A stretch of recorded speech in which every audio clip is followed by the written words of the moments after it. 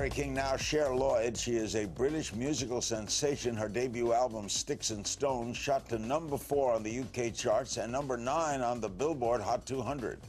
Cher's sophomore album is due out later this year, and it's called Sorry I'm Late. Your single, Want You Back, went multi-platinum, and you're not old enough to drink, right? You're 20. Well, I am old enough in the UK. Aha. So if you wanted a drink, you'd over the pond.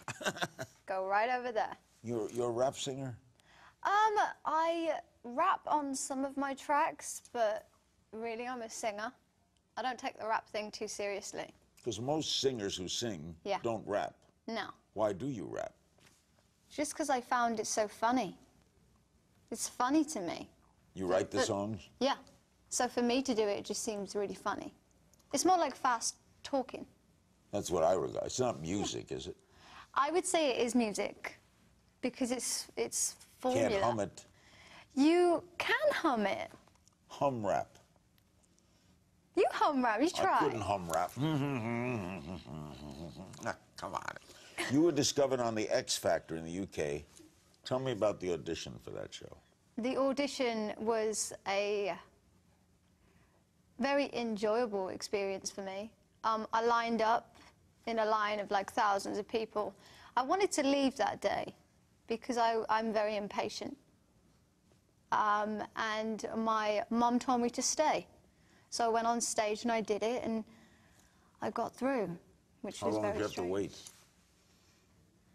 A long, long time. I mean, Did they tell you right there? There's 3 auditions before you actually do the audition. There's a pre-audition audition. Oh, yeah. There's 3 of them. So to have to wait and do that first audition to then stay the rest of the day to do the next one and the next one is crazy. Was Simon Cowell at the auditions? At the first audition, yeah. Yeah. What's your relationship with him like? I don't really speak to him anymore. I mean, I left his label like a 1.5 years ago, and I got my record deal here. Was he angry?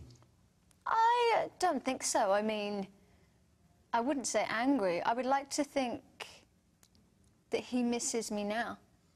I would think so. He was disappointed, maybe. Maybe, yeah. What was your relationship like when you were talking? I think he found me, I wouldn't say disobedient. Difficult? A little bit, yeah. Because I have a specific thing that I am reaching for. So I have my own idea of how I'm going to get it. Your own agenda? Yeah, I mean, you know, we all have a specific thing in life that we want to get to. And I don't deal very well with, you know, people having... Controllers? Yeah. There are control freaks. Simon is a control freak. Yeah, I don't deal well with that. What is your goal? My goal is to not, you know, reach crazy success. It's more like being happy with the success, but sustaining it, keeping it there. I think that's probably the toughest thing, you know, because you can be so successful, but then it all drops away.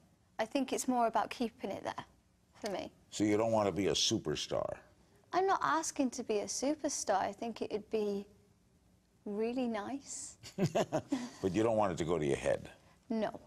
You said, I'll get this right, by the way, you finished 4th on the show, right? Yeah. And One Direction finished 3rd. Yeah. But both of you are better known than the people who finished 1st and 2nd. Right? Funny game.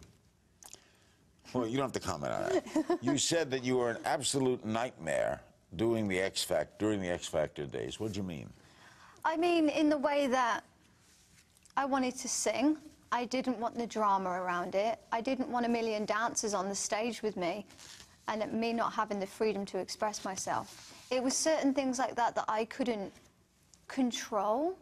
The format? Yeah, it would get in my way of doing exactly what I wanted to do. So you're this young 20-year-old arguing with these masters, right? I was 16 at the time, so I was crazy then. I mean, I have a better understanding for everything now. you know, and I understand that I can't always get what I want, but there's certain ways to achieve at least a little bit of it. Did they ever try to throw you off the show? No. Okay. You're too good. Yeah. All right, now you're breaking into the U.S. market. Is that difficult? Is it difficult to cross the pond? I think the most difficult part about it is sticking to it. You know, I'm so far away from home that it doesn't, you know, that's not home anymore. It's becoming a really strange thing for me, and I think I've been here for like a year and a half, and it's like, you have to be here to do it.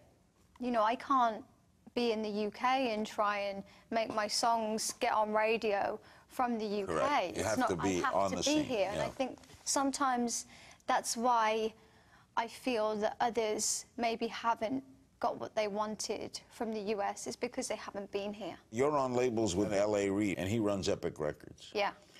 He is also a strong figure. Is it easier to dealing with him than with Simon? LA is much more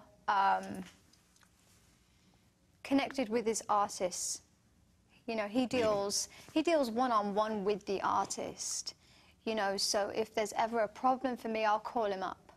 And I'll be like, LA, you know, what's going on? Like, why isn't this happening? Or, you know, I'm not happy with this. And he will deal with it himself, which is something that's...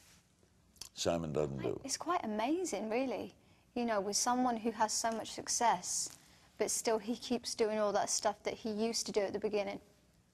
It's really great. You haven't recorded for him yet, or have you? I have, yeah. I mean, the album that I bought over here, the first album, it was already pre-packaged. That's Sticks and Stones. Yeah. Right. So I think LA wanted to put his own stamp on it, so I recorded a couple of songs. In addition? In addition to put on it, yeah. Coming up, Cher on working with my man T.I. Plus, what she thinks of other pop stars. That's next.